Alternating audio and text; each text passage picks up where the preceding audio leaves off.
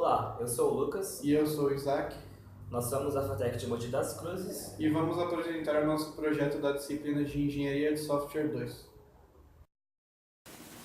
O domínio do projeto engloba jogadores ou interessados no jogo eletrônico do estilo RPG MOBA League of Legends. Uma partida de League of Legends é composta por duas equipes de 5 jogadores em cada uma delas, em que o objetivo principal do jogo está em invadir e destruir a base inimiga. Além de parecer uma ideia simples, a grande diversidade de elementos presentes no jogo, desde os itens que cada jogador compra, a forma com que os recursos do mapa são aproveitados, ou até mesmo personagens escolhidos por cada jogador, são responsáveis por tornar o nível de complexidade do jogo consideravelmente alto, pois abre-se um leque extenso de estratégias cada vez mais sofisticadas que exigem uma certa prática para serem executadas da forma mais efetiva. Por conta dessa complexidade, jogadores iniciantes tendem a ter dificuldade em se familiarizar com os recursos que o jogo dispõe, tendo em vista que os tutoriais do jogo, além de rápidos e simples, estimulam a própria mecânica do jogo e deixam de lado as estratégias que o jogo envolve.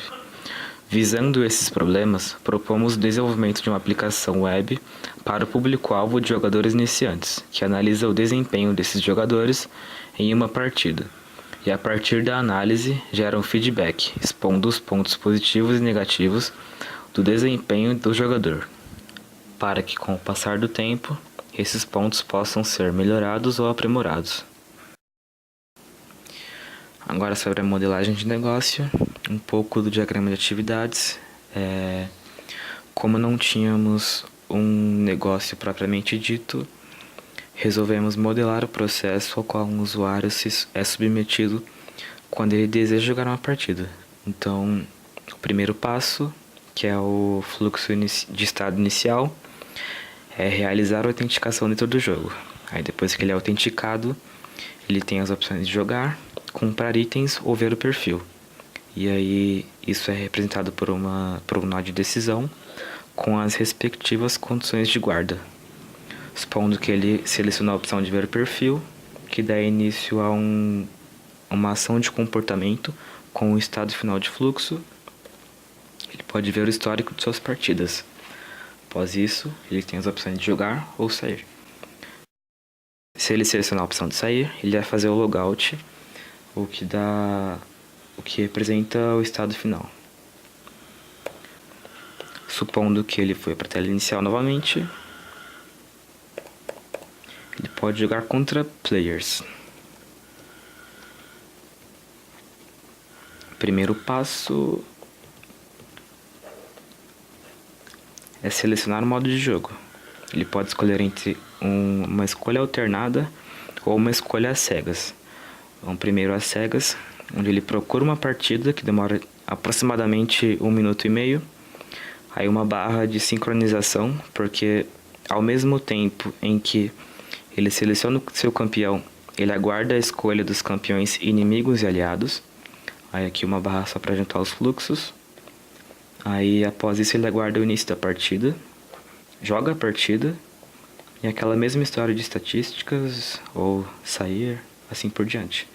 Aí supondo que lá no começo ele selecionou a opção de uma escolha alternada, a diferença é que tem a fase de banimentos, onde ele tem que aguardar os banimentos e banir um campeão inimigo.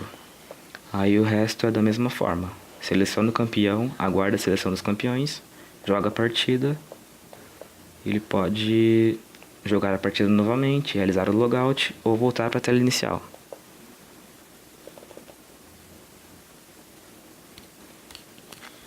Agora iremos falar sobre algumas regras de negócio. Nós escolhemos essas pois elas podem afetar diretamente no desempenho de jogadores em uma partida. A primeira é a regra de número 7, que diz que é proibido spamar no chat do jogo, tanto para propósito pessoal como para comercial. Isso atrapalha na concentração dos outros jogadores.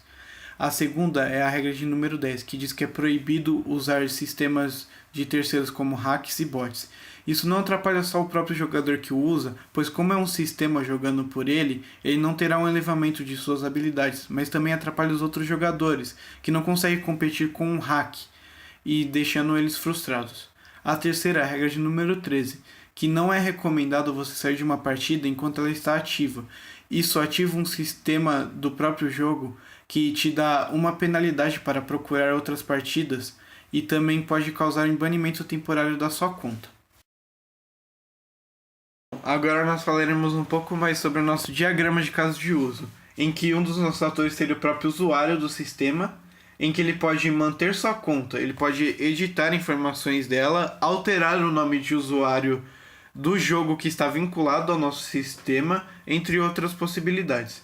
Ele também pode visualizar o seu histórico de partidas em formato de lista, ver estatísticas avançadas de uma partida que ele escolher e visualizar feedback personalizado de uma partida que ele escolher também.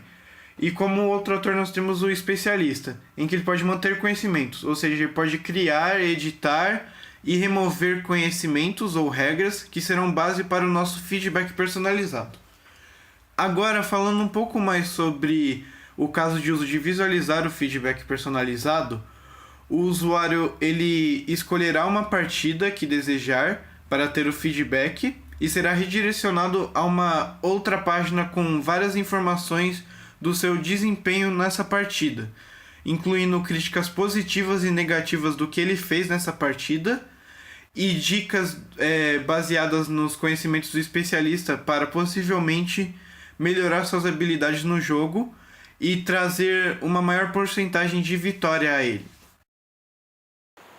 Bom, aqui temos um pouco do nosso protótipo. Essa página seria quando o usuário já está logado e aqui temos seu histórico de partidas. Vamos supor que ele escolha essa primeira partida aqui para ver os detalhes. Aqui temos os detalhes da partida, os itens que ele fez, da sua equipe, os objetivos. Também temos os itens, personagens e objetivos da equipe inimiga.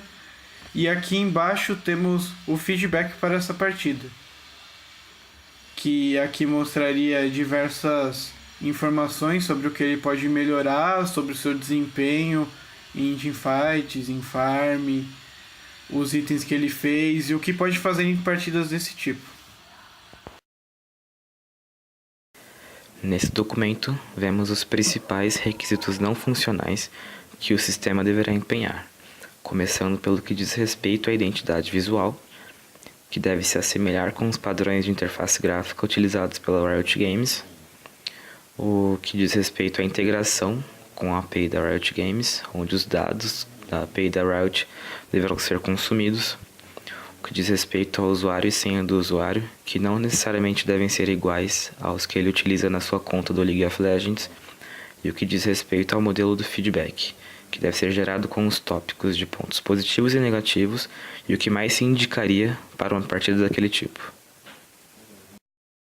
Agora o nosso diagrama de classes, começando pela classe partida, que possui um relacionamento com equipe, que está sendo representado pelo relacionamento de associação, onde a partida ela tem no máximo 2 equipes.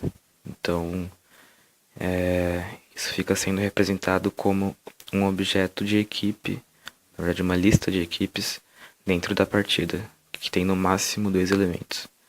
Então, a partida também possui um relacionamento com a enumeração tipo partida, que quer dizer que os tipos da partida podem ser a cegas, a alternada, ranqueada flexível ou ranqueada solo duo. Bom, a equipe ela é composta por jogadores. E o estado de jogar uma partida de um jogador está sendo representado na classe jogador-partida. Os atributos dessa classe representam as ações do jogador dentro de uma partida. Então, uma equipe é composta por jogadores. Dessa forma, o relacionamento de composição faz com que uma lista de jogadores fique contida dentro da equipe. Em uma partida, o jogador tem acesso a 2 tipos de recursos: os recursos que ele compra na própria partida e os recursos que ele escolhe antes do jogo. Assim sendo, temos as classes recurso comprado e recurso escolhido. Então, do recurso comprado, temos a generalização de item, que é os itens que ele compra. E do recurso escolhido, temos as generalizações de runa e feitiço, que são 2 tipos de itens que ele escolhe e leva para a partida. Alguns atributos do jogador que não aparecem na partida estão representados dentro da classe jogador, como por exemplo o seu nome. Dessa forma, o jogador partida recebe todos os atributos do jogador. Até esse momento, o que temos é uma representação do que acontece hoje em dia dentro do jogo.